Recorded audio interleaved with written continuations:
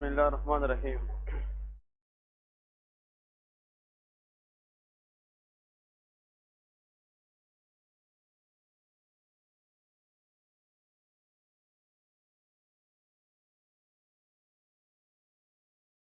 Okay जी, so the next session is very important, that is examination of the cranial nerves. ठीक है, ये भी जनाब एक सेशन होता है।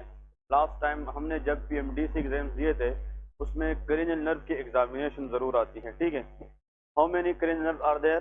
12 पेयर्स। ठीक है, तो उसके पहले नाम आने चाहिए आप लोगों को, क्रेनियल नर्व्स कौन कौन सी है और इसका फंक्शन क्या है। तो देखिए, हम स्टार्ट करते हैं फर्स्ट से। First nerve is called olfactory nerve. ठीक है, वाइवा में आप लोग जब भी इसकी एग्जामिनेशन के लिए जाएंगे तो सबसे पहले आप लोगों से नाम भी पूछेंगे कि क्रेनियल नर्व है कौन कौन सी। तो उनमें जो फर्स्ट क्रेनियल नर्व है that is known as olfactory nerve. ठीक है, अल्फैक्टरी नर्व के बारे में इतना याद रखें कि it is a sensory nerve. ये हमारे पास क्या है? सेंसरी नर्व है, क्योंकि नर्व में भी सेंसरी और इट में भी मोटर। नर्व सेंसरी भी हो सकती है, मोटर भी हो सकती है और मिक्स भी हो सकती है। जो अल्फैक्टरी नर्व है it is a pure sensory nerve. ये क्या होती है? Pure sensory nerve. और इसका जो आप लोगों से वहाँ वाई में क्वेश्चन पूछेगा, तो responsible for sense of smell, ये किस चीज के लिए होती है? सेंस ऑफ स्मेल के लिए। मतलब किसी चीज की जो सूंघाई होती है या स्मेल होता है, ये इसका जो फंक्शन है ये किस नर्व के पास है? अल्फैक्टरी नर्व के पास है। Olfactory nerve is the first cranial nerve which is a sensory nerve and it is responsible for the sense of smell. बस ये मेरे इसका मेन पॉइंट है। ठीक है, और यहाँ पे आप लोगों ने याद रखना है, exam question passes through cribriform cribriform plate of ethmoid bone. ठीक है, प्लेट ऑफ इथोमैड बोन। हमारे स्कल के अंदर डिफरेंट बोन्स होती है। Ethmoid bone is one of the skull bone. यहाँ पे बिल्कुल नोज के ऊपर, ये फ्रंटल बोन के नीचे एक छोटा सा बोन होता है, इसको क्या कहते हैं? इथोमैड बोन। इस इथोमैड बोन की एक आउटग्रोथ होती है, इसको कहते हैं क्रिब्रिफॉर्म प्लेट। उसके अंदर से ये नर्व पास होती है और ये ब्रेन की तरफ जाती है। कहाँ से? नोज से, क्योंकि ये स्मेल के लिए है। तो ये हमारे पास स्टार्ट कहाँ से होगी? नोज से, और ऊपर जाती है किस बोन के अंदर से गुजरती है? इथोमैड बोन की। इसलिए इथोमैडल बोन फ्रैक्चर के अंदर पेशेंट को लॉस ऑफ स्मेल सेंसेशन हो सकती है, क्योंकि इथोमैडल बोन जब भी फ्रैक्चर होता है उसके अंदर ओल्फैक्टरी नर्व डैमेज के चांसेस ज्यादा होती हैं। ठीक है जी, और यहाँ पे लिखे कि नोट में लिखे डैमेज टू दिस नर्व। अगर ये नर्व फॉर एग्जाम्पल डैमेज हो जाए, damage to this nerve leads to, हाँ जी, leads to loss of smell sensation which is known as anosmia. इसको हम क्या कहते हैं? Anosmia. Anosmia is a condition in which the patient can not sense any smell. मतलब ये है कि उसको किसी चीज की स्मेल पता नहीं चलेगी, ये एनोस्मिया है। ओके, यहाँ पे एक चीज याद रखें कि anosmia is may be a condition which is due to olfactory nerve damage. लेकिन कभी कभार एनोस्मिया की काजिज और भी हो सकती है। जैसा कि फॉर एग्जांपल डीएनएस है, अगर डेविएटेड नेजल सेप्टम है वो नेजल ऑब्स्ट्रक्शन करा सकता है कि नहीं, तो उसमें भी लॉस ऑफ स्मेल सेंसेशन हो सकती है। राइनोसाइनोसाइटस या साइनोसाइटस के अंदर भी loss of smell sensation. Covid infection के अंदर भी लॉस ऑफ क्या होता है? Smell sensation. एनोस्मिया के बहुत से अदर काजेज भी है, लेकिन उनमें से एक काज यह है कि कौन सी नर्व डैमेज हो जाए? अल्फैक्टरी नर्व डैमेज हो जाए। क्लियर है? और यहाँ पे एक एमसीक्यूज आता है जो वाइवा में पूछते हैं कि जेनेटिक काज बताए, कि मतलब जेनेटिक काज, ऐसा जेनेटिक काज बताए इसमें अल्फैक्टरी नर्व डैमेज होती है बाई बर्थ और इसकी वजह से क्या होती है? एनोस्मिया। उसका आंसर है कालमैन सिंड्रोम। ये एमसीक्यूज के लिए याद रखें। Kallmann syndrome is a genetic problem where by birth there is damage to the olfactory nerve. ठीक है जी, कालमैन सिंड्रोम के बारे में तीन चीजें याद रखें। This is usually affect females, ये फीमेल्स के अंदर होती है। और कालमैन सिंड्रोम में दो चीजें, एक तो फीमेल के अंदर एनोस्मिया होगी और दूसरा प्राइमरी एमिनूरिया। इसके अंदर क्या होता है? प्राइमरी एमिनूरिया। जब फीमेल प्यूबर्टी में पहुंचती है तो उसकी फर्स्ट टाइम मेंसेस भी नहीं आती। फर्स्ट टाइम मेंसेस अगर फीमेल की ना आए प्यूबर्टी के अंदर, इसको प्राइमरी एमिनूरिया कहते हैं। तो Kallmann syndrome is a genetic defect characterised by primary amenorrhoea and anosmia. ये जेनेटिक प्रॉब्लम है। ठीक है, कालमैन सिंड्रोम में याद रखें। तो इसके सिर्फ आप लोगों ने दो चीजें याद रखनी है कि there is primary amenorrhoea, lack of menstruation is called of amenorrhoea. और number 2, these female develop anosmia, और इन लोगों के अंदर एनोस्मिया की जो रीजन है दैट इज अल्फैक्टरी नर्व डैमेज। वो क्या होती है? Olfactory nerve damage. क्लियर है? तो just remember this much knowledge for the olfactory nerve. इसके बाद the next nerve we will discuss is optic nerve. इसके बाद क्या है? ऑप्टिक नर्व है। ठीक है, ऑप्टिक नर्व के बारे में याद रखें कि ऑप्टिक नर्व का काम क्या है और ये करता क्या है। Number 1, it is a sensory nerve. पहले इसके बारे में याद रखें, exactly like olfactory, optic nerve भी क्या है? सेंसरी नर्व है। ठीक है, it is responsible for vision. ये किसके लिए होता है? विजन के लिए। किसी चीज को देखने के लिए, ऑब्जेक्ट को देखने के लिए जो विजन को कंट्रोल रखती है that is called optic nerve. यहाँ पे इसका फंक्शन लेके रिस्पॉन्सिबल फॉर विजन। ठीक है, इसको हम चेक कैसे करते हैं वो हम बाद में पढ़ेंगे। ठीक है, optic nerve responsible for the vision, ये विजन में काम करती है और ये भी प्योर सेंसरी है। अगर फॉर एग्जांपल यहाँ पे MCQ लेके के ऑप्टिक नर्व, हम इसके अंदर जो सबसे इम्पोर्टेंट चीज चेक करेंगे that is called pupillary reflex. हम क्या चेक करेंगे? Pupillary reflex.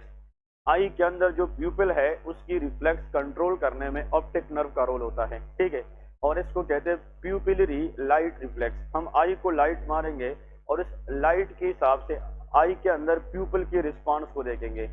या प्यूपिल कंस्ट्रक्ट होता है, डायलेट होता है, या उसमें कुछ चेंज नहीं आती। तो याद रखें, जब हम लाइट मारते हैं प्यूपिल को तो देखें, तो लाइट का मारना ये सेंसेशन है कि मोटर है? सेंसरी है।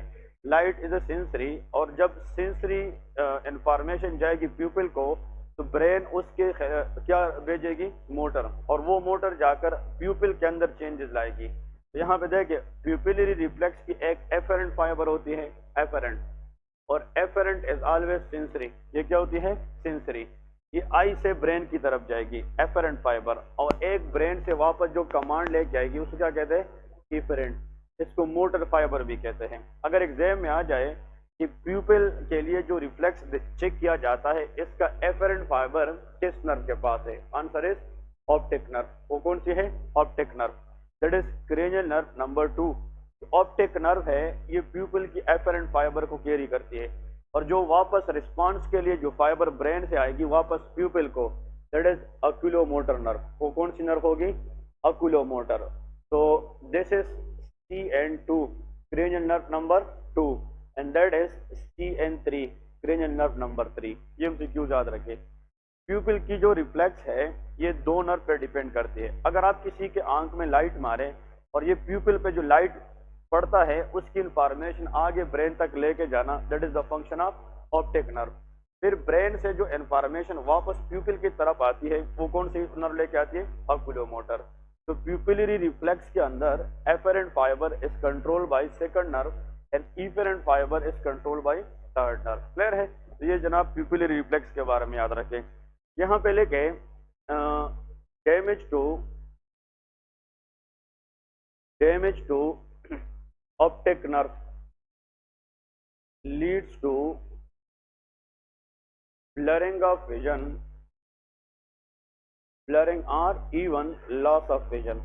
अगर ऑप्टिक नर्व डैमेज हो जाए इससे पेशेंट को ब्लरिंग ऑफ विजन या इवन लॉस ऑफ विजन भी हो सकता है, क्योंकि ऑप्टिक नर्व का प्राइमरीली काम यही है कि ये विजन में काम करती है। तो अगर ये डैमेज हो जाए तो फिर इससे जनाब क्या हो सकता है? ब्लरिंग या लॉस ऑफ विजन हो सकती है। फॉर एग्जाम्पल आप लोगों को पता है कि ये कब हो सकती है? डायबिटिक रेटिनापैथी हो सकती है कि नहीं? डायबिटिक रेटिनापैथी, इसके अंदर ऑप्टिक नर्व डैमेज हो जाती है। हाँ जी, हाइपरटेंसिव रेटिनापैथी, हाइपरटेंसिव रेटिनापैथी। क्लियर है? हम ऑप्थेल्मोलॉजी के अंदर एक कंडीशन पढ़ेंगे that is called retinal detachment. इसको क्या कहते हैं? Retinal detachment. या ऑप्टिक न्यूराइटिस हो सकता है कि नहीं? Optic neuritis. ठीक है, ऑप्टिक एग्जामिनर आप लोगों से यहाँ पे पूछेगा ऐसा ड्रग बताए जिससे ऑप्टिक न्यूराइटिस होती है और blurring of vision, that is ethambutol. कौन सा? Ethambutol. Ethambutol is a anti tubercular drug, this used in the treatment of TB. Ethambutol का पहला वर्ड ई है, ई फॉर आई टॉक्सिक। ठीक है ना, ये आई टॉक्सिक है।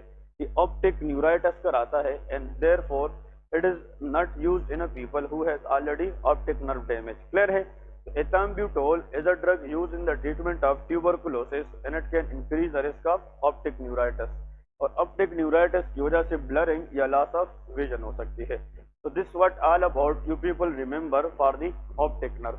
इसके बाद देखिए अभी तक जितने भी ओस की एग्जाम्स हुए हैं, ठीक है, किसी ने अभी तक ओल्फैक्टरी या ऑप्टिक नर्व के बारे में नहीं पूछा है। जो मोस्ट कॉमन आता है वो क्रेनियल नर्व नंबर 3 है, 4th है और 6th है। याद रखें, जब एग्जाम में आप लोग जाएंगे स्टेशन के अंदर, अगर आपको 3rd नर्व बताई जाएगी तो उसके साथ साथ हमें कौन सा आई चेक करना होगा? 4th, और उसके साथ साथ 6th, क्योंकि 3rd, 4th और 6th nerve they control ocular muscles movement. ये हमारे आई के जितने मसल्स मूवमेंट है उसको कंट्रोल करती है। तो अब लिखें ऑक्यूलोमोटर। नेक्स्ट, ये स्टार का इम्पोर्टेंट है स्टूडेंट के लिए, ठीक है। Oculomotor nerve. इसके बाद क्या होती है? Trochlear nerve, trochlear nerve. और इसके बाद एब्ड्यूसेंस नर्व। ये नाम सुने ना, एब्ड्यूसेंस नर्व, ठीक है। These are the 3 nerve. ये कंबाइंडली एक ही स्टेशन में एट अ टाइम हम चेक करते हैं। तो oculomotor that is CN3, cranial nerve number 3, that is trochlear, trochlear is CN4, और जो एब्ड्यूसन है दैट इज CN6, ये 6 नर्व होती है। क्लियर है? देखिए 3rd, 4th और 6th, these 3 nerves are pure motor in nature। ये क्या होती है? मोटर। मतलब अल्फैक्टरी और ऑप्टिक नर्व क्या थी? सेंसरी। लेकिन ये तीनों के तीनों क्या है? ये मोटर है। यहाँ पे लेके all are motor, all are motor in nature. ये तीनों के तीनों मोटर इन नेचर है। फिर लिखे these nerve responsible for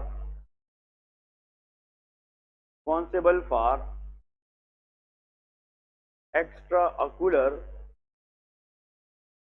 ocular is the word for eye, muscles movement।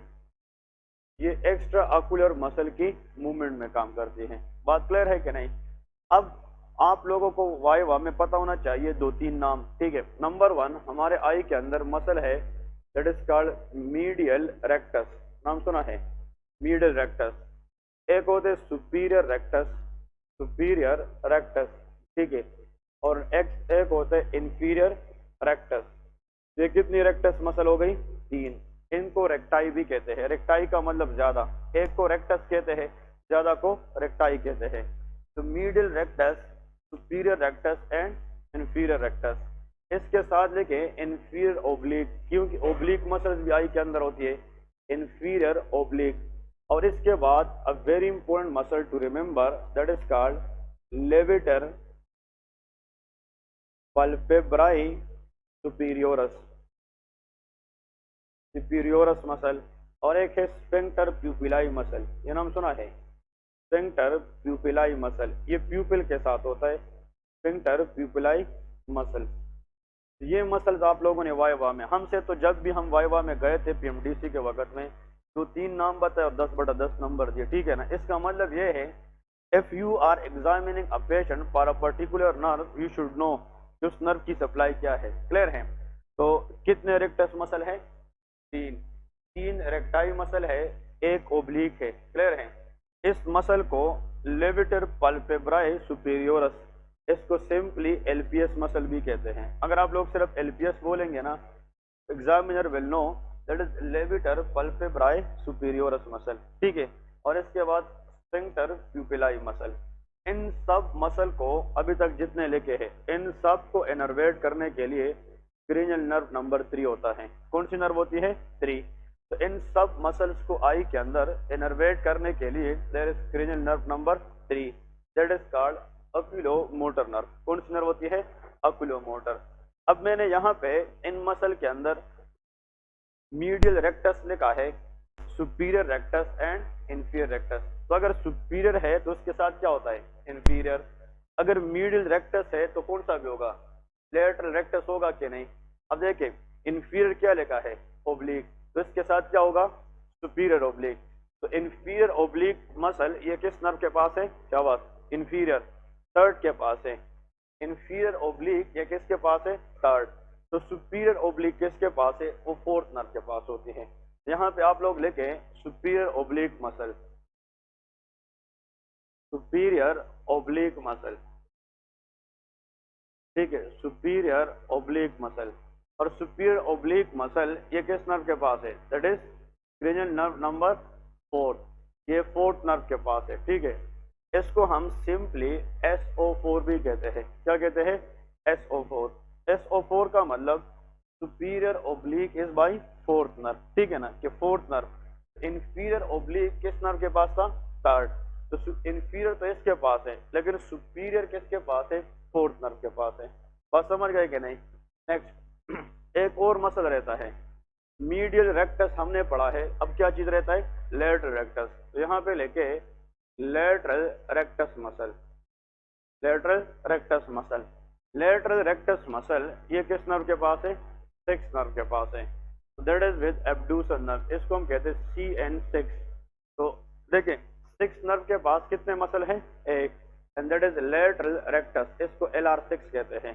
LR6 का मतलब कि lateral rectus muscle in the eye is innervated by six nerve, ठीक है। SO का मतलब क्या है? SO superior oblique is by fourth nerve, ठीक है। और LR6 का मतलब lateral rectus is by six nerve, abducens nerve, ठीक है। इसका मतलब कि majority of the ocular muscle it is innervated by third nerve. कौन सी नर्व? Third nerve, except to superior oblique and lateral rectus. जो सुपीरियर ओब्लिक है वो फोर्थ नर्व के पास आ गई, और जो लेटरल रेक्टस मसल है वो किसके पास आ गई है? सिक्स नर्व के पास आ गई है। यहाँ तक क्लियर है?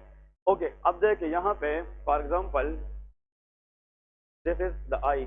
फॉर एग्जाम्पल हम इसको अभी थोड़ा सा समझाने की कोशिश करते हो, ठीक है।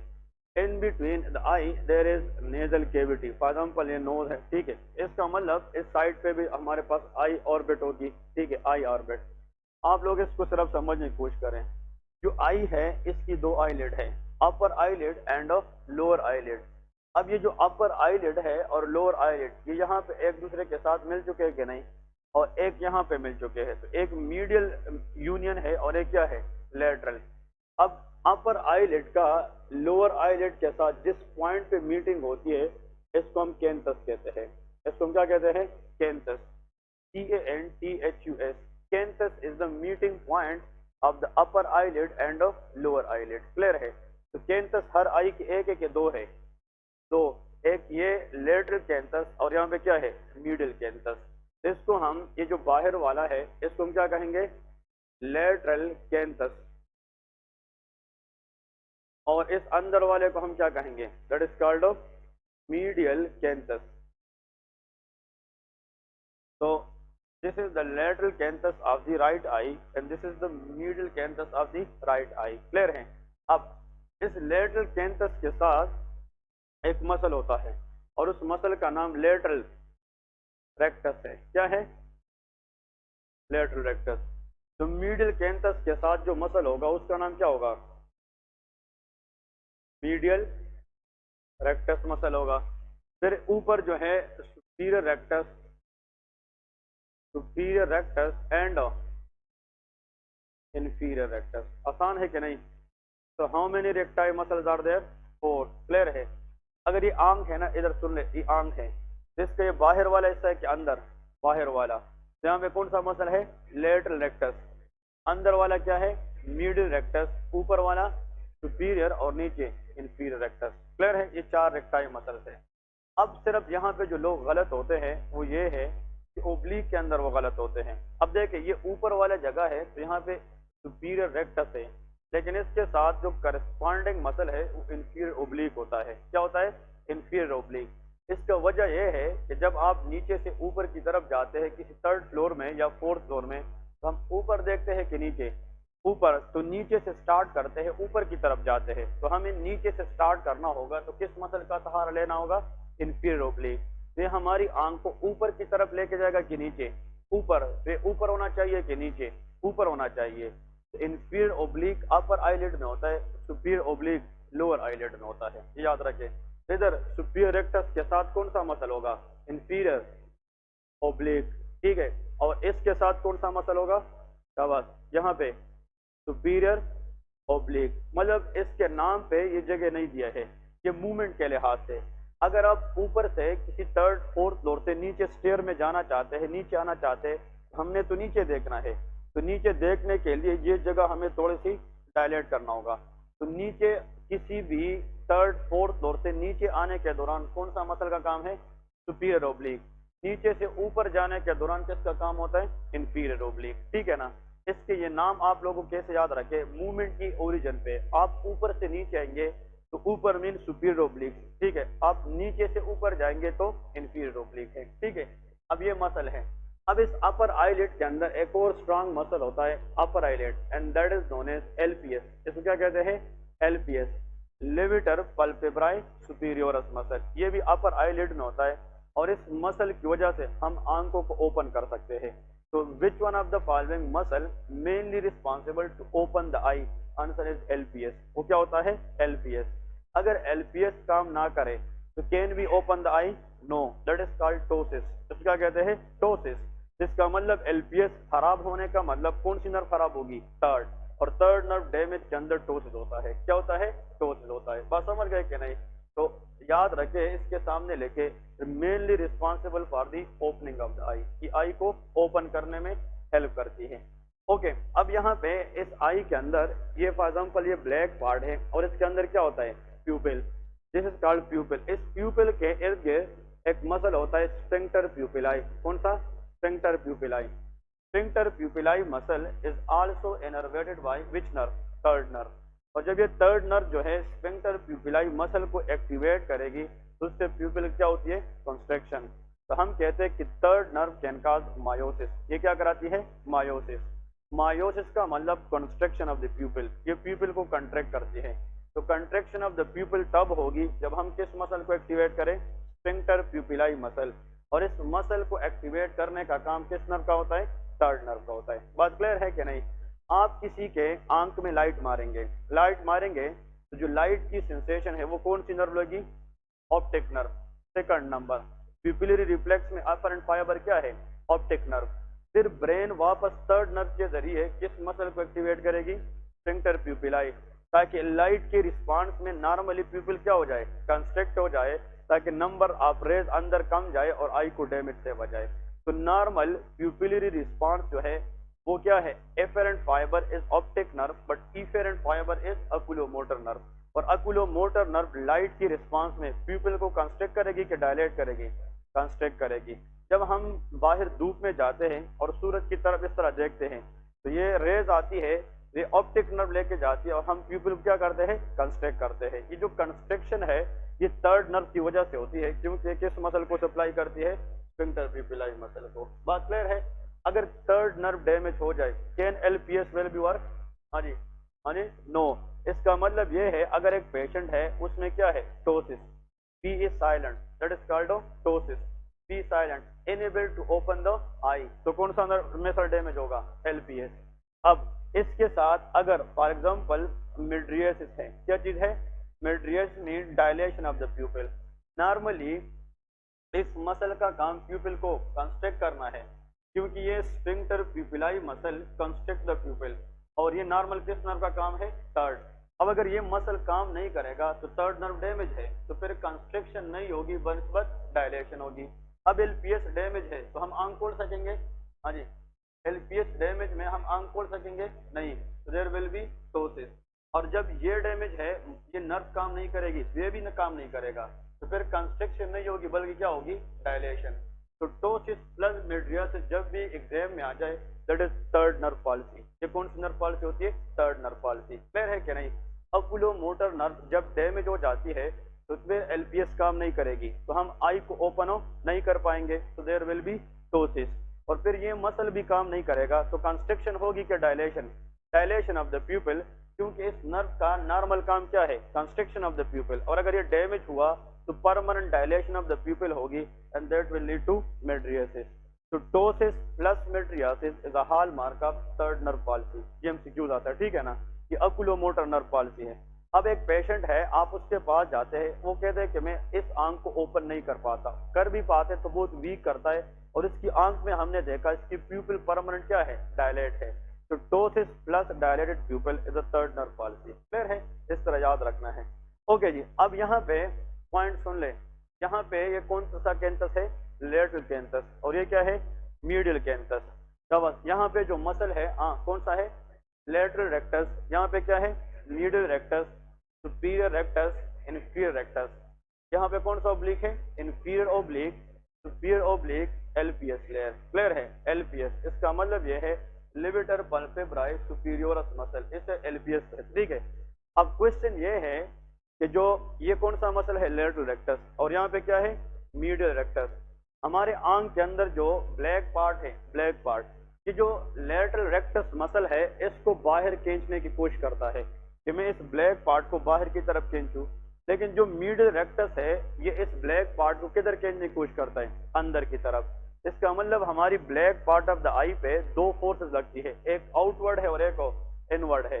अब जितना +2 के साथ ये फोर्स लगा रही है तो -2 के साथ ये भी लगा रही है। फोर्स की वो लेवल एक है लेकिन डायरेक्शन क्या है, अपोजिट है। एक +2 है और एक -2, तो नेट रिजल्ट क्या होगा, 0। इसलिए हमारी black part of the I centre में होती है। क्लियर है कि नहीं।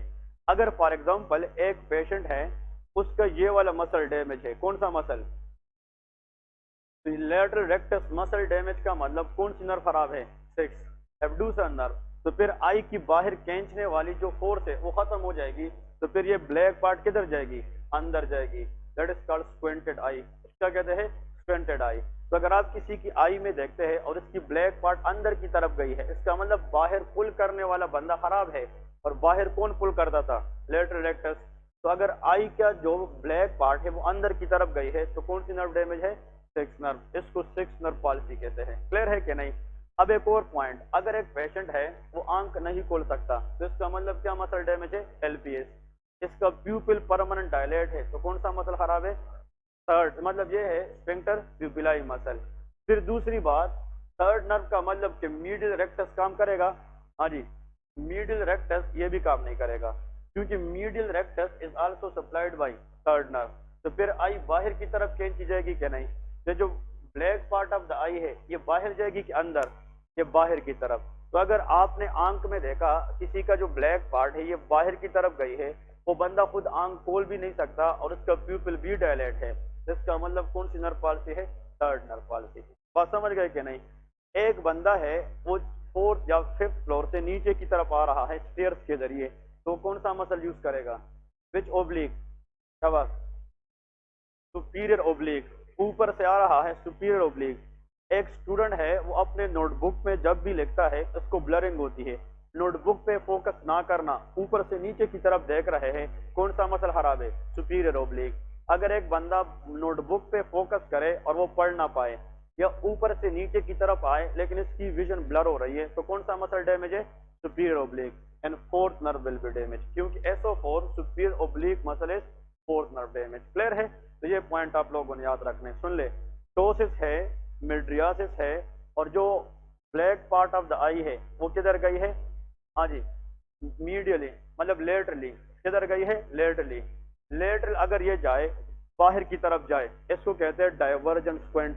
इसको क्या कहते हैं, डाइवर्जेंट स्क्वेंट, के मतलब ये बाहर की तरफ गई है। अगर जो ब्लैक पार्ट ऑफ द आई है वो किधर जाए, अंदर की तरफ, इसको कहते हैं convergent squint. That is called convergent squint. एक डाइवर्जेंट स्क्वेंट है और एक कन्वर्जेंट स्क्वेंट है। तो डाइवर्जेंट स्क्वेंट का मतलब कि बाहर की तरफ गई है तो अंदर वाली फोर्स खराब है ना, तो कौन सा मसल खराब है, मीडियल रेक्टस। ये CN3 पॉलिसी है, क्रिमिनल नंबर 3।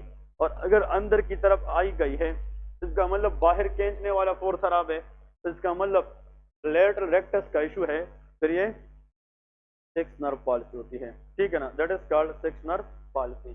बात समझ गए क्या नहीं।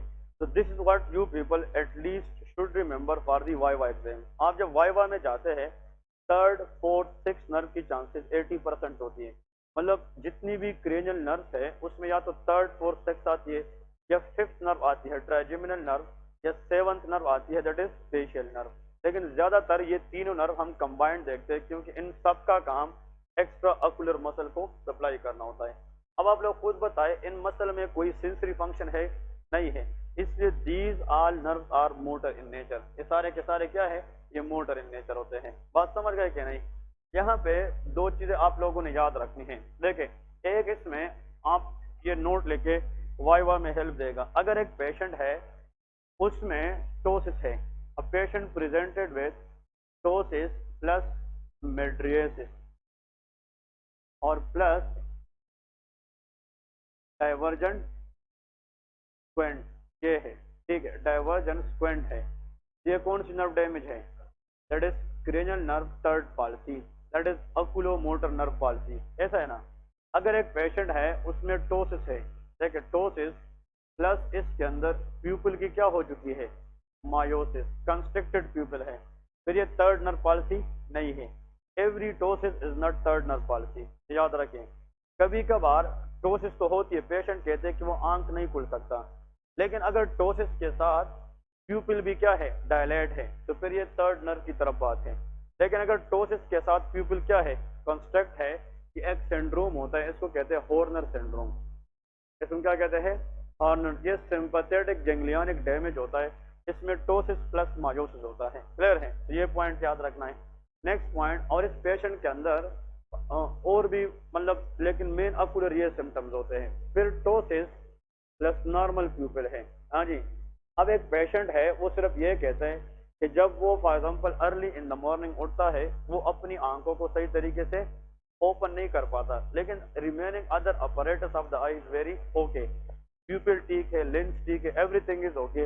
इसका मतलब कोई मस्कुलर वीकनेस है, that is known as myasthenia gravis. ये किसके अंदर होती है? Myasthenia gravis. Myasthenia gravis is a auto immune damage against acetylcholine receptor. इसमें प्रॉक्सिमल मसल वीकनेस होती है और ऑकुलर वीकनेस होती है। तो माइस्थीनिया ग्रेविस के अंदर मस्कुलर वीकनेस होती है कि नहीं? तो उसके अंदर आई के मसल भी इन्वॉल्व होते हैं। तो अगर आई मसल वीक हो जाए, can the patient properly open the eye? No, that is called ptosis and that is myasthenia gravis. ठीक है, माइस्थीनिया ग्रेविस। क्लियर है? तो देखिए, ptosis plus mydriasis with divergent squint is third nerve palsy, ptosis plus miosis is Horner syndrome, ptosis plus normal pupil texture is called myasthenia gravis. ये 3 DDs याद रखने हैं। ठीक है, इसमें कोई क्वेश्चन है?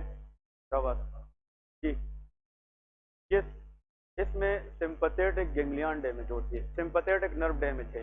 ये नर्व क्रेनियल नर्व की डैमेज नहीं है, ये सिंपैथेटिक नर्व डैमेज है। हाँ नहीं, 5 नहीं, ये क्रेनियल नर्व के अंदर है ही नहीं, ये सिंपैथेटिक चेन डैमेज होता है। ठीक है ना? कोई और नर्व की डैमेज है, छोटे छोटे T1 जो थोरेसिक एरिया है, इससे जो फाइबर्स आती है उसकी डैमेज हो जाती है, और इसकी वजह से आई की डैमेज हो जाती है, तो टोसिस प्लस मायोसिस होता है। ठीक है, और ये ऑटो इम्यून डिजीज है। Myasthenia gravis is an autoimmune disease in which antibodies are formed against acetylcholine. Acetylcholine excitatory है कि inhibitory? Excitatory है, तो वो मसल को कंट्रैक्ट करता है। अगर एंटीबॉडी एसिटाइलकोलिन को काम करने नहीं देगी तो मसल एक्साइट नहीं होगी, वो रिलैक्स रहेगी, इस वजह से मसल की क्या हो जाती है, वीकनेस हो जाती है। एक और डिजीज है लिम्बर्ट ईटन माइस्थीनिया ग्रेविस, ये नाम सुना है कि नहीं? एक है माइस्थीनिया ग्रेविस और एक क्या है, लिम्बर्ट ईटन माइस्थीनिया ग्रेविस। इसमें फर्क यह है कि दोनों में मसल वीकनेस होती है, लेकिन माइस्थीनिया ग्रेविस में प्रोक्सिमल मसल वीकनेस के साथ साथ ऑकुलर मसल वीकनेस होती है। लिम्बर्ट ईटन के अंदर आई इन्वॉल्व नहीं होती। So there will be no ptosis in Lambert-Eaton, but there should be ptosis in case of Myasthenia gravis. Clear है? इसमें बस ये फर्क याद रखना है। Myasthenia gravis के जितने भी पेशेंट्स आते हैं वो आपको ये बताते हैं कि जब ये सुबह सवेरे उठते हैं तो उसकी अपने बॉडी में सही दम होता है, लेकिन जब जितना वो काम करते हैं दिन में, during the end of the day, sunset के टाइम पे उसकी मसल वीकनेस क्या हो जाती है, वो बढ़ जाती है। तो those muscle weakness which is become more at the end of the day, that is a hallmark of myasthenia gravis. और अगर एग्जामिनर पूछे कि इसके लिए कौन सा टेस्ट करते हैं, तो anti acetylcholine receptor antibody. Clear है? Anti acetylcholine, ACH stand for acetylcholine, anti acetylcholine receptor antibody test करते हैं। ठीक है, और यहाँ पे हम सिक्यूज याद रखें, दैट इज कॉल्ड पायरिडोस्टिग्मीन, ये नाम सुना है? That is the treatment of choice for myasthenia gravis. Pyridostigmine ये मस्करनिक एगोनिस्ट है। ठीक है, ये एसिटाइलकोलिन की एक्टिविटी को बढ़ाती है। अब यहाँ पे तो एसिटाइलकोलिन के खिलाफ एंटीबॉडी बनी है और हमने एसिटाइलकोलिन एक्टिविटी बढ़ानी है, and that is pyridostigmine. Clear है? तो pyridostigmine is the drug of choice. Done, clear हुआ ये चीजें? ओके, अब बस 2 मिनट ब्रेक कर फिर एक परफॉर्म करते, फिर 5, 6, 7 में जाएंगे, उसको अलग परफॉर्म करेंगे, ठीक है।